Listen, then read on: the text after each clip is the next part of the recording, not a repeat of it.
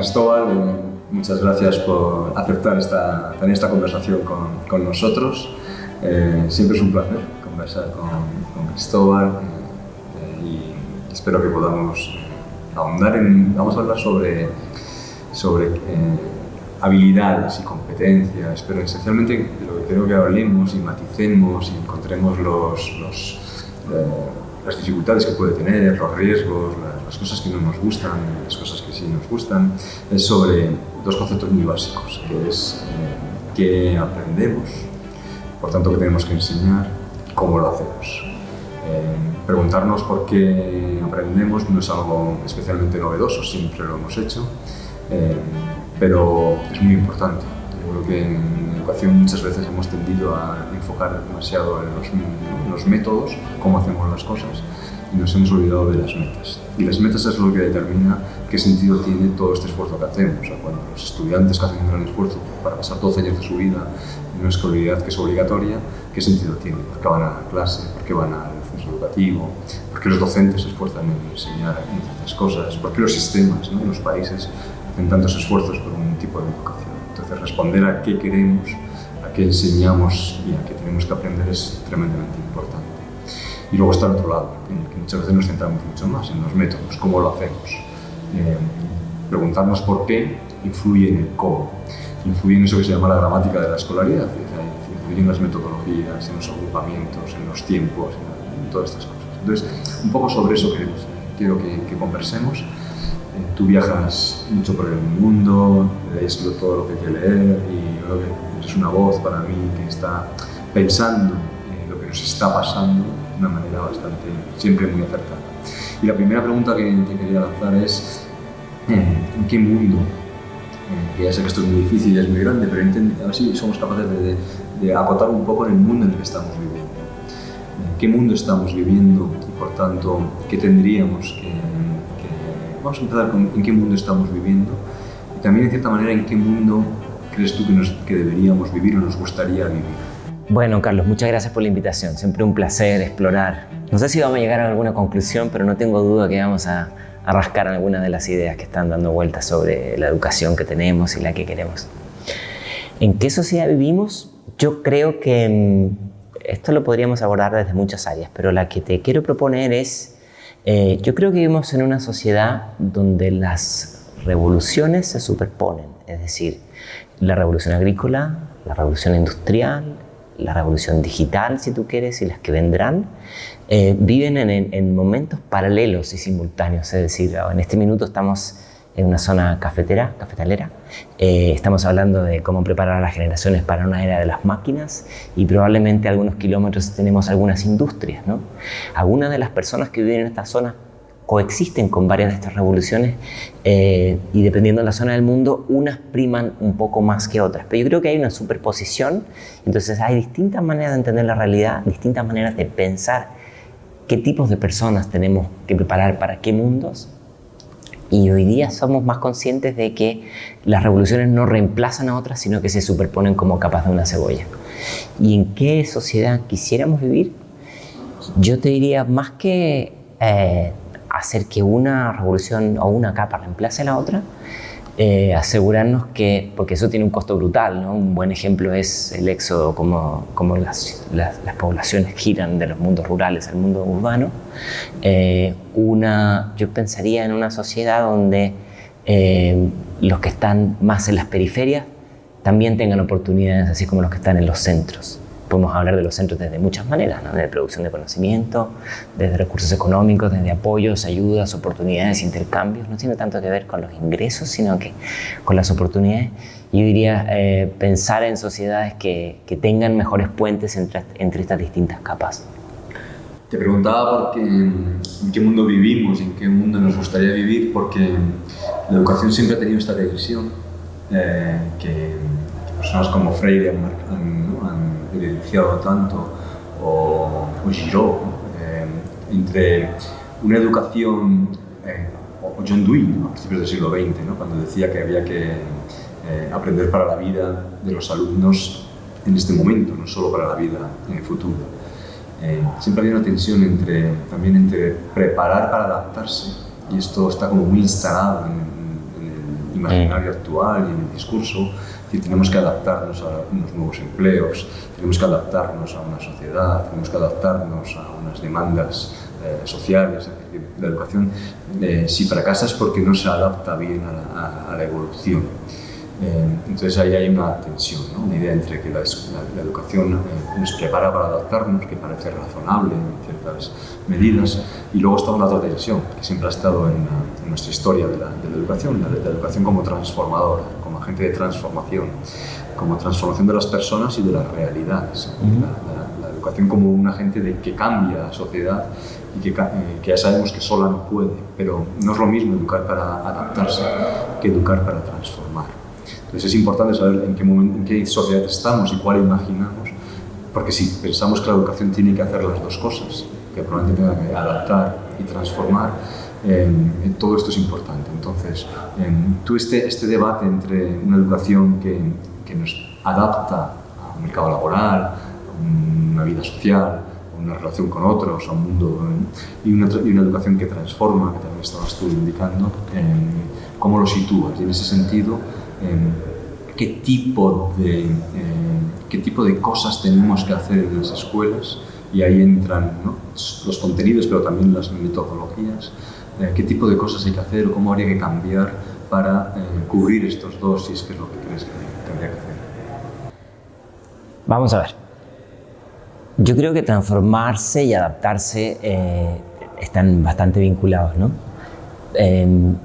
Pero si bien pueden responder bajo tu pregunta a objetivos distintos, tienen un hilo conductor común y es ninguno de los dos se agota en los procesos de educación formal, ¿no? Hoy día yo creo que los sistemas de educación se han abierto, más o menos de lo que quisiéramos, pero se han abierto y entienden que hay otras experiencias de aprendizaje, de transformación y adaptación que ocurren también en otros entornos. Entonces, quizás la pregunta es, ¿cómo hace la educación formal para aprender de sus aprendizajes en otros entornos que pueden ser una enorme fuente de retroalimentación y de enriquecimiento? Yo siempre he creído que la educación formal debería aprender más de la educación informal. Ahora, quizás la ironía que hoy día tenemos es que es tanta la abundancia de información que existe, lo digo porque me hablabas de los contenidos, que es comprensible que los contenidos no sean suficientes, queden obsoletos y sea fundamental conectarlos con otros tipos de contenidos dentro de la estructura curricular u otros, ¿no? Y eso genera enormes tensiones con la idea de cubrir, ¿no? Chomsky siempre dice, no hay que cubrir, hay que descubrir. No importa lo que cubres, sino lo que descubres. Y yo creo que quizás cubrir tiene que ser, hoy día se discute más como vamos a cubrir los contenidos que preparan a esta sociedad para un siglo lleno de transformaciones. Y quizás la pregunta es más, ¿cómo generar condiciones para que ese descubrimiento no quede limitado a solamente lo que se valora dentro de las estructuras formales de aprendizaje, ¿no? Estos temas están repletos de clichés, repletos, ¿no? Vamos a preparar a los jóvenes para un mundo que desconocemos y trabajos que todavía no existen. Se repite hasta el infinito. Pero quizás una de las cosas que es más de fondo es cómo generar condiciones para una exploración donde muchos de los valores, las maneras de pensar que tenemos van a quedar obsoletas. Y eso es tremendamente traumático, no es tan divertido, ¿no? Porque te hace quedar a ti como persona obsoleta rápidamente, ¿no? No solamente si sabes la metodología A, B o C, sino lo que a ti te parece correcto, lo que a ti te parece inclusión, exclusión, ser parte de o quedar afuera. A veces entras y participas de un lenguaje donde tú ya no hablas ese idioma. Yo creo que eso requiere, me parece, aprender a formarnos en entornos donde tenemos que tener mucha resiliencia para la frustración, ¿no? Y lo otro que creo que es central es aprender para la diferencia, ¿no? Se habló muchísimo en las últimas décadas sobre la globalización, desde la caída del muro, ¿no?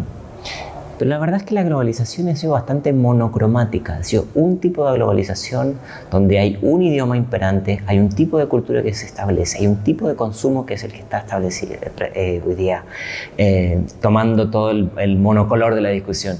Pero hoy día parece que el eje se mueve mucho más hacia el oriente, ¿no? Y entonces los buenos y los malos ya no son los de antes, lo correcto y lo incorrecto va a cambiar, y entonces muchos de los valores y las maneras que nosotros entendimos como ser un buen ciudadano o estar preparado para una sociedad de cambio, todo hace pensar que va a ser muy distinto en poco tiempo, no en largo tiempo. Un pequeño inciso, porque me gusta este final que tú hacías sobre la idea de una globalización que nos ha uniformizado, ¿no? Y nos ha hecho que entendamos lo mismo por educación, que entendamos lo mismo por el tipo de... O sea, que entendamos una sola manera de entender los conocimientos que necesitamos, o las competencias, o las habilidades, y que entendamos qué significa ser buen ciudadano. Y esto es cuestionable.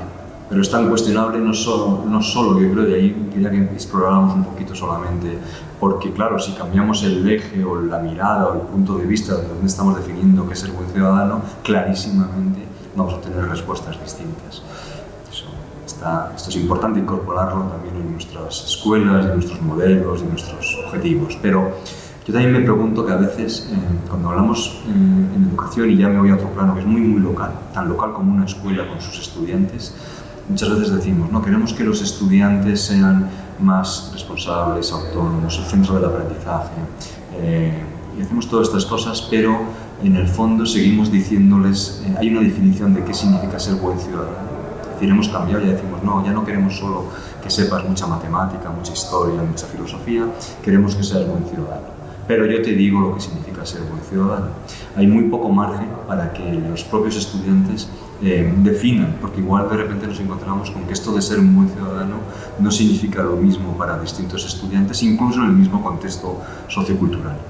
Entonces, igual que es importante, me parecía interesante tu idea de que hay que tener mayor la diferencia, ¿no? Y no lo estamos sabiendo hacer, y nos estamos dando cuenta que hay otras maneras de entender el mundo.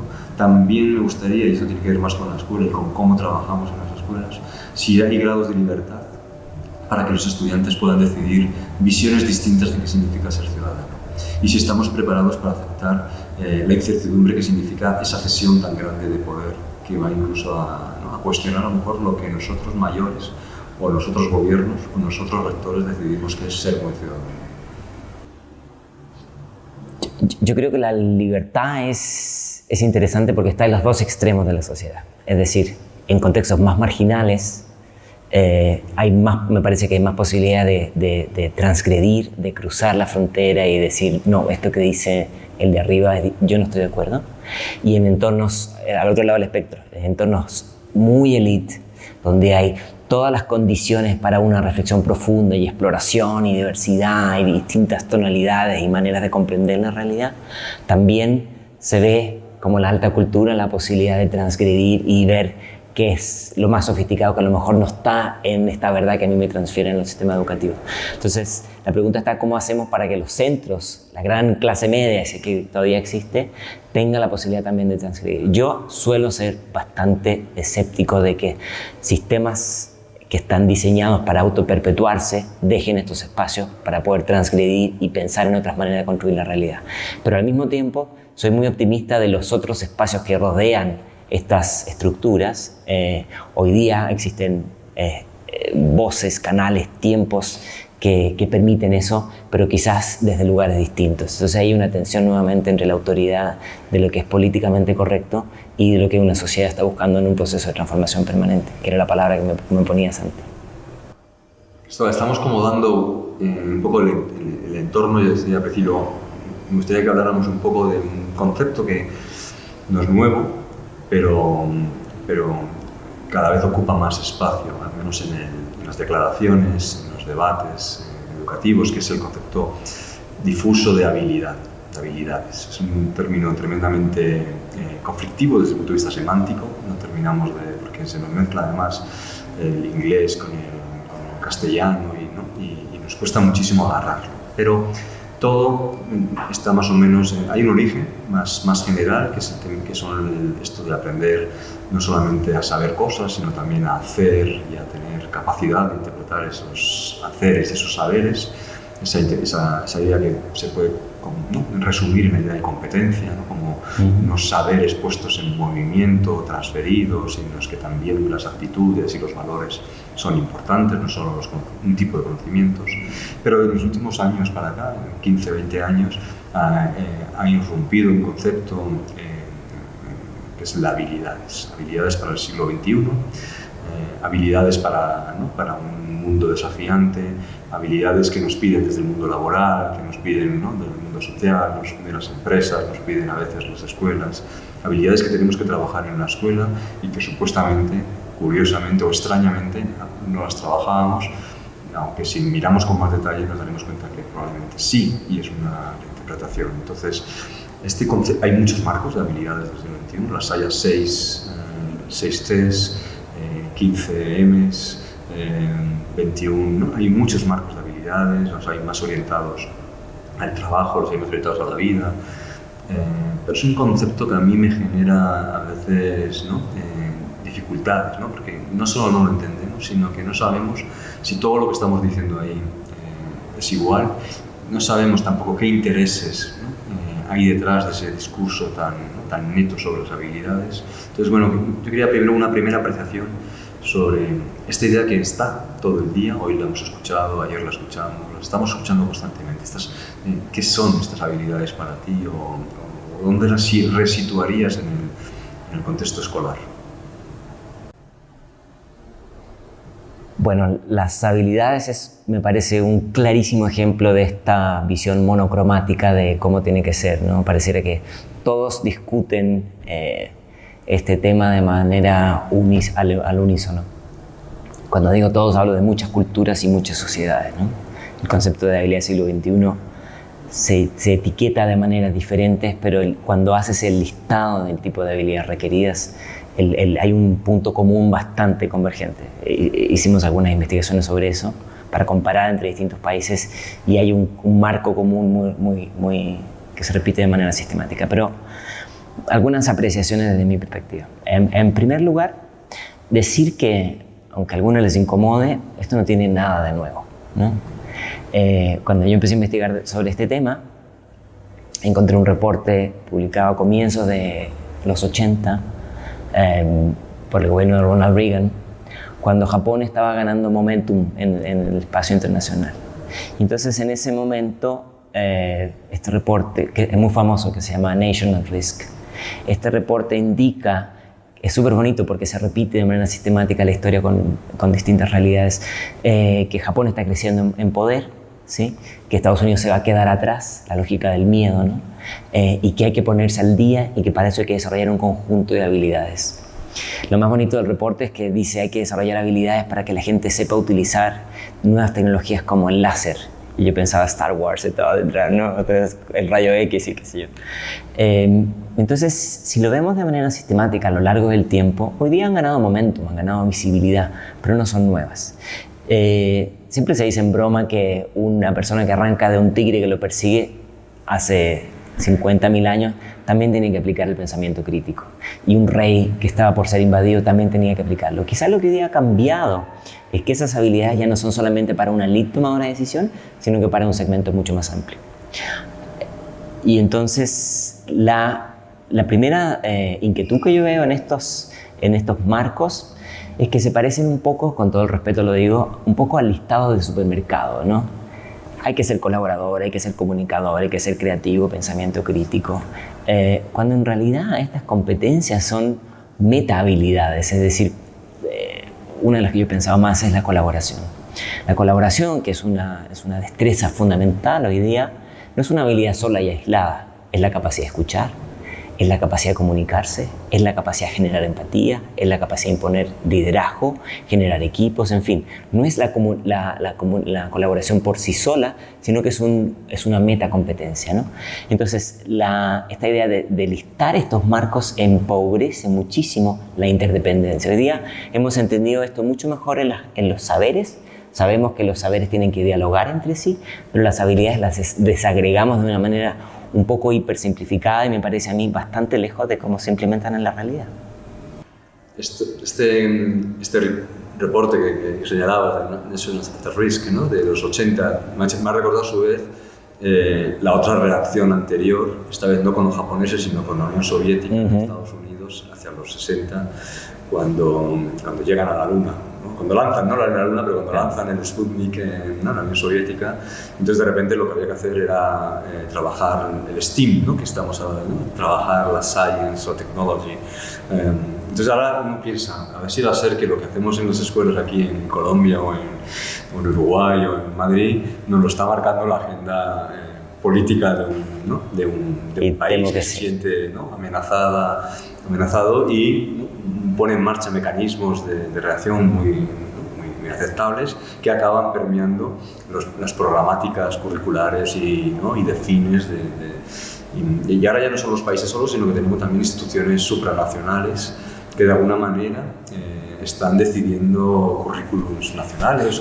Jordi Adel siempre dice la OSD es el Ministerio de Educación del planeta, claro, ¿no? Que nadie votó por ello. Tenemos ministerios que no hemos elegido, ¿no? Y que nos están marcando las políticas y por tanto Y esto es interesante, ¿no? Porque no digo que no sea... Yo creo que como dices tú, estas las habilidades no son nuevas. También me cuestiono que aunque las hemos necesitado, es verdad, no todos las hemos tenido. Estaban como reservadas, como siempre, a ciertos élites, ¿no? Que tiene que ver con ese fracaso de la escuela de ser verdaderamente un ascensor, ¿no? De llegar al top, ¿no? De no ser un reproductor, como decían Bourdieu en los 60. Entonces ahora la pregunta que nos hacemos es, bueno, ya sabemos que estaban ahí esas habilidades y que algunos hemos tenido más suerte para tenerlas por el contexto, por los aprendizajes informales, ahora queremos que todos las tengamos. Y ahí sí que la escuela tiene un rol que jugar. Entonces, aunque no son novedosas y aunque a lo mejor hay que cuestionar algunas de ellas, porque debajo hay discursos o bien nacionales o bien supranacionales o bien, ¿no? Estos de, por ejemplo, la economía de la felicidad, hay discursos que podríamos sospechar sobre ellos. Sí creo que tienen validez en algunos contextos y que necesitamos trabajarlas. Entonces, desde tu perspectiva,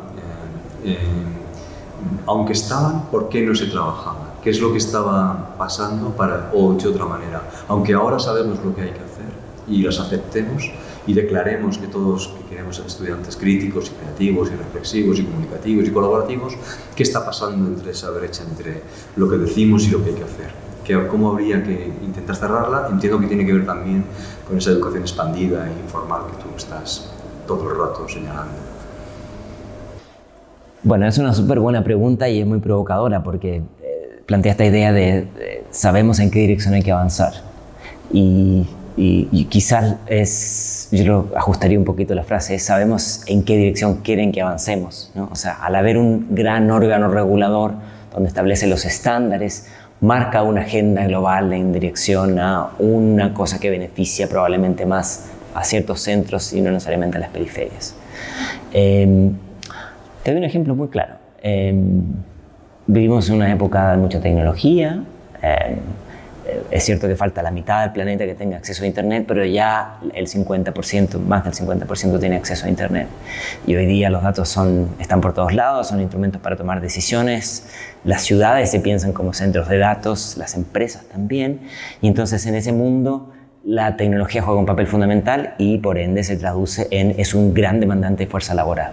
Y eso se traduce en bajar a niveles secundarios y primarios tenemos que formar pensamiento computacional como la gran herramienta para salvar a todos los que quieran sobrevivir en una época de cambios donde no sabemos qué tipos de empleos se van a necesitar, la frase que se repite al infinito, ¿no? ¿Y qué pasa si no es así? ¿Y qué pasa si el aprender a hacer código no es más que una nueva manera de ser un obrero de segunda, mal pagado de manera remota para beneficiar a empresas que están en el centro, ¿no? O sea, yo tengo muchísimo miedo. Me parece que el pensamiento computacional es súper potente como concepto, porque yo lo veo muy cercano a la filosofía y al pensamiento científico. Es una herramienta para aprender a pensar, pero lo uso en este caso como un ejemplo crítico. ¿Por qué? Porque si solamente sabemos aprender a programar, estoy siendo un poco simple si quieres, ¿no? Y no aprendemos a cuestionar cómo se utiliza la tecnología o para qué se utiliza, entonces tenemos tontos útiles, ¿no? Tenemos mano de obra calificada en una cosa y si van a programar algo que a lo mejor puede ser perjudicial para su propia comunidad, viene la respuesta de yo soy solo un ingeniero, ¿no? Entonces, la instrumentalización de solamente poner énfasis en el saber hacer y no el saber pensar tiene un costo altísimo. Entonces, yo creo que no se trata de que lo que diga la OSD hay que hacer justo lo opuesto. No, por supuesto que hay que estar atento a eso, pero hay que buscar que esas agendas globales dialoguen también con las agendas locales. En este minuto, como decíamos, estamos en una zona cafetalera y a lo mejor lo que hay que pensar aquí, más que formar futuros programadores, es qué servicios se les puede dar al café en turismo, en medio ambiente, en transporte, en valor agregado, en arte, en otras cosas que también le sumen valor a esta región y no solamente tener teleprogramadores para Silicon Valley que cuesten la mitad de lo que cuestan en Estados Unidos. Entonces me parece que eso nos permite pensar en estas dos tensiones, ¿no? En la tensión de la agenda global, que es súper importante, pero también en estas otras agendas más locales que a veces van en otras direcciones. Una última pregunta para terminar, que tiene que ver con cuando hablamos de habilidades, aunque hablamos de ser colaborativo, ser empático, hay muchas habilidades que tienen que ver con el otro, pero el concepto de habilidad muchas veces, o depende de cómo lo estemos interpretando, a mí me suena a estar demasiado centrado en la persona individual.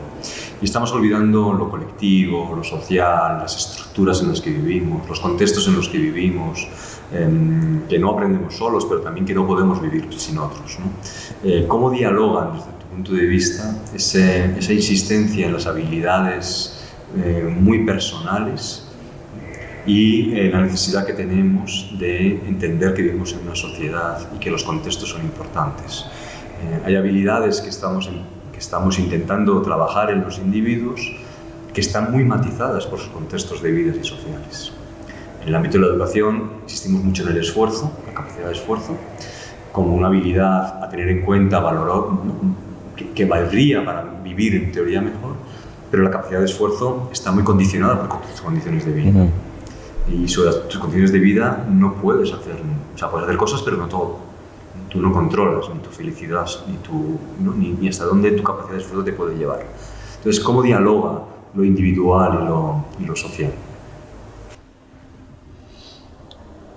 El otro día escuchaba una compilación de Margaret Thatcher cuando ella decía que no existe la sociedad, solamente existen los individuos y las familias.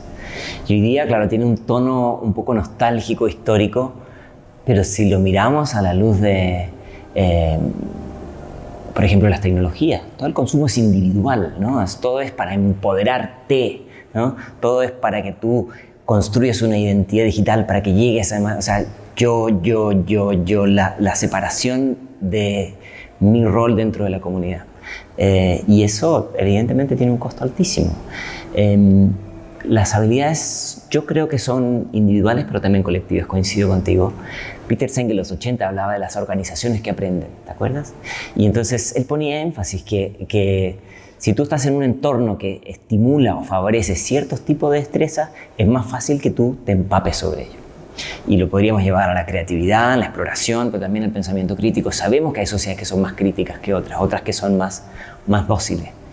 Y eso hace, si lo llevamos a la escuela, y nos ayuda a entender y a explicar por qué la escuela no siempre, como lo mencionabas, logra reducir estas brechas o inequidades, porque uno de los grandes predictores es esta comunidad nuclear que se llama familia, ¿no?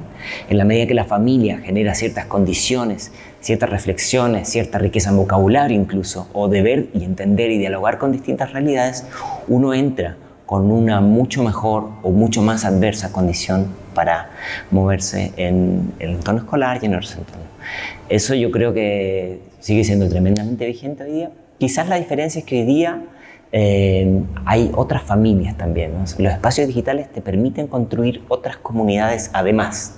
No reemplaza en ningún caso ni a la sociedad, como decía Thatcher, ni a la familia, pero hoy día estamos en condiciones de, si contamos con una gramática básica, de poder aprender de otras familias digitales, si tú quieres llamarlo así, o comunidades, que nos permiten un poco generar este espacio de desarrollar habilidades en colectivo, que yo creo que es tremendamente fundamental. Y termino con este ejemplo.